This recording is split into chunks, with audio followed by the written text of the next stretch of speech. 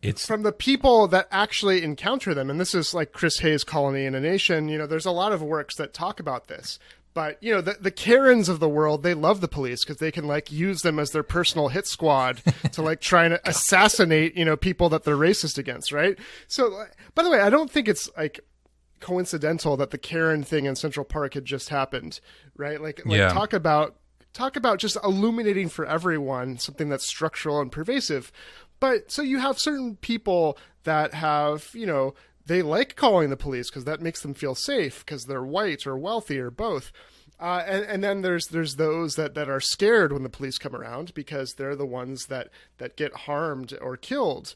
And so serve and protect is very specific to kind of the propertied, the bourgeoisie, of course. And it is, the militarized police, we can get into this more, is a real threat to the human beings. And so like that one killing, of course, is one of so many that across the country people have been aware of or experienced or had loved ones killed or, of course, been harassed themselves.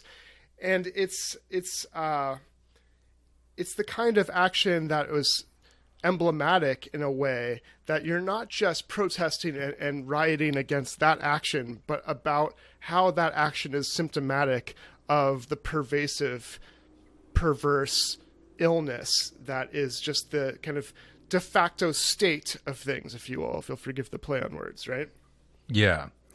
Yeah. And so what Piven and her co-authors say is that, what at these sort of crisis points, the poor, the lower class can exert some political agency. And the reason it tends to happen like this is because, the rest of the political system is really basically designed not to allow those, poor people in the lower class to have any kind of input whatsoever into how society is governed. And so by sort of throwing a fit, for lack of a better word, you can disrupt the sort of electoral coalitions around which, kind of societies are organized, and you can get the state to pay attention to you for a minute, get elites to maybe address some of your problems.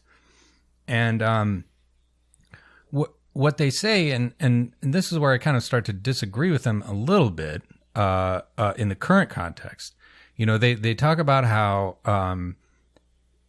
these poor people's movements, they generally fail. They're either brutally repressed, or insofar as they do succeed, leaders are often co-opted, or like the state will make some sort of token, grant of something or other to appease their problems, and thereby, split the coalition, because it's small potatoes, but it's like good enough for liberals, who are sort of anxious about the. Go ahead. I wouldn't say that they're arguing that they fail per se, but that they don't last. They're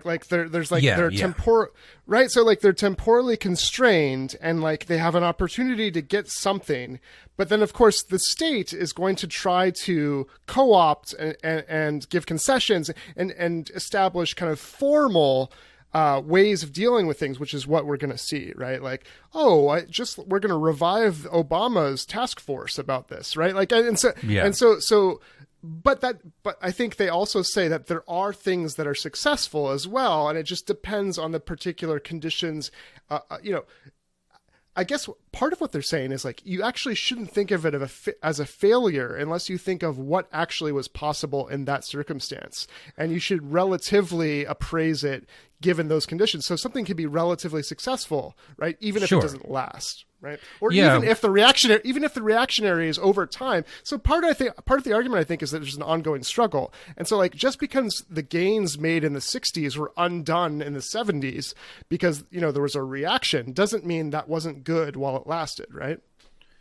Yeah, exactly. Yeah. And I mean, perhaps I was overstating things slightly, but yeah, I mean, one thing they say is that people can get relatively sticky benefits in there. You know, mass labor unrest led to union rights in the National Industrial Recovery Act of 1933 and then in the National Labor Relations Act in 1935. Yep. And those were fairly sticky. They didn't last forever. You know, they started being torn up in the 1970s. Union density has fallen by like more than 2/3 since then. You know, also with the civil rights movement, they did actually break Jim Crow. They did not get economic justice to any serious extent over and above what the New Deal had. But, you know, if you look at the sort of like daily lives of black people in the South, in, you know, today versus, you know, 1920, it is categorically different, even granting all of the police brutality, which is horrible. You know, the white supremacist terror state in the South was destroyed. And, you know, being able to vote really is important. And that's a meaningful thing that people still have in the South, even though, you know, Republicans are trying to suppress it. It's still there. There's still black representatives in Congress. And that, you know, is pretty fucking impressive given the headwind, the hill that people had to climb over to get there. I feel like we have to always remind people that reality is neither something to be nihilistic about or idealistic about, that like the reality is somewhere in between, which is that there's always a struggle, but things can be won that matter. And so like the fact that mass incarceration and the current police state is definitely a form of white supremacy and of violence upon people of color and a social control mechanism doesn't mean that like it isn't amazing and good and great that like lynchings don't happen regularly anymore. Like that is so like that was a huge thing to defeat.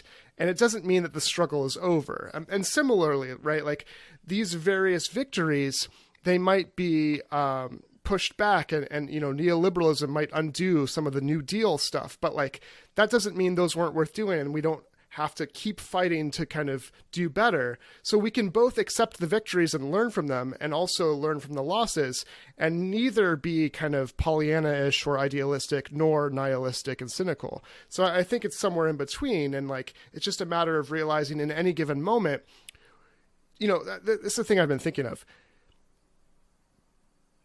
If you have nothing to despair over, there's no need for hope. So the whole point of hope is like in reaction to the despair of some violence, some reality that is dismal and terrible.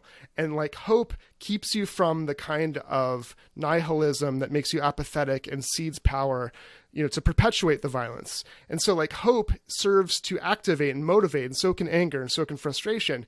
And like, we got to keep struggling, keeping those two things in mind, the successes, the failures, the challenges, the obstacles, as well as the possibilities, right? That's the end of the preview, folks. If you want to hear the whole episode, you can go to patreon.com/leftanchor. Thanks for listening.